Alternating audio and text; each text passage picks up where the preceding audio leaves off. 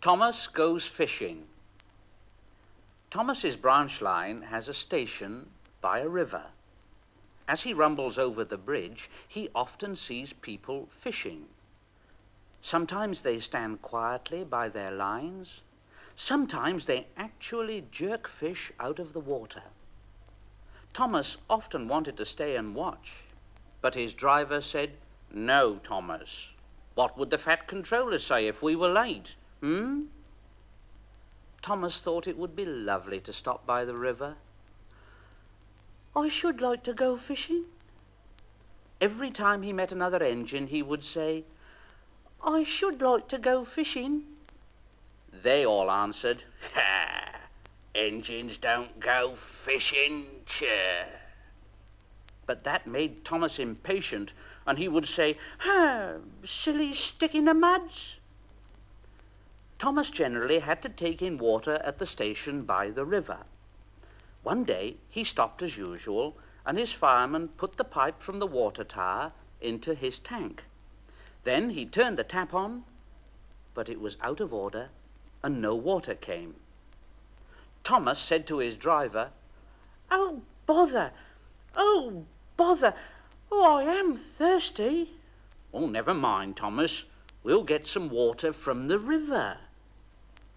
They found a bucket and some rope and went to the bridge. Then the driver let the bucket down to the water. The bucket was old and had 5 holes in it, so they had to fill it, pull it up, and empty it into Thomas's tank as quickly as they could. Thomas's fireman sang, "There's a hole in my bucket, dear Liza, dear Liza." But the driver said, "Never mind about Liza. You empty that bucket before you spill the water over me. Go on." At last they finished, and Thomas started off. "Shh, shh, that's good. Shh, shh, that's good. Shh, shh, that's good. Shh, shh, that's good. Shh, shh, that's good." And Annie and Clarabelle ran happily behind. "That's very much better. That's very much better. That's very much better. That's very much better." They puffed along the valley and were in the tunnel when Thomas began to feel a pain in his boiler, while steam hissed from his safety valve in an alarming way.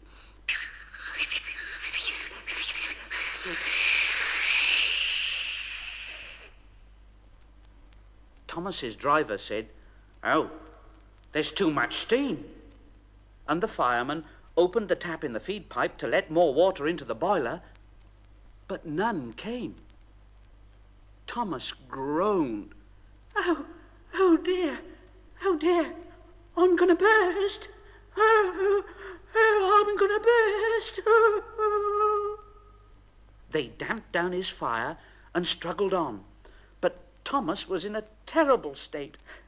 "I've got such a pain. I've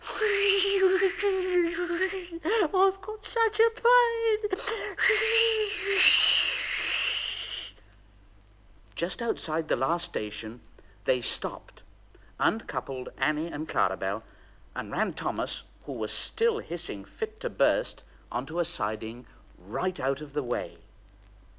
Then, while the guard telephoned for an engine inspector and the fireman was putting out the fire, the driver wrote notices in large letters, which he hung on Thomas in front and behind. "Danger. Keep away." Soon the inspector and the fat controller arrived. "Oh, cheer up, Thomas. We'll soon put you right. Yes." The driver told them what had happened, and the inspector said, "Oh, so the feed pipe is blocked, eh? Well, I'll just look in the tanks." He climbed up and peered in. Then he came down and said to the fat controller, "Excuse me, sir, but look in the tank, will you, and tell me what you can see?" "Oh, yes, certainly, Inspector, certainly." He clambered up, looked in, and nearly fell off in surprise. Well, I never, Inspector. Can you see fish? Goodness gracious me. How did the fish get in there, driver? Thomas's driver scratched his head. We must have fished them from the river. And he told them about the bucket. The fat controller laughed. Well,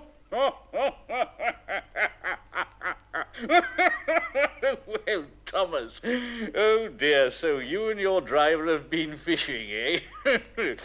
But fish don't suit you, do they? No, we must get them out. So the driver and the fireman fetched rods and nets, and they all took turns at fishing in Thomas's tank. When they'd caught all the fish, the station master gave them some potatoes. The driver borrowed a frying pan, while the fireman made a fire beside the line and did the cooking. Then they all had a lovely picnic supper of fish and chips. The fat controller finished first. Yes. That was good. Very good indeed. But fish don't suit you, Thomas, do they? So you mustn't do it again. And Thomas said, "No, sir, I won't. Engines don't go fishing. It's too uncomfortable."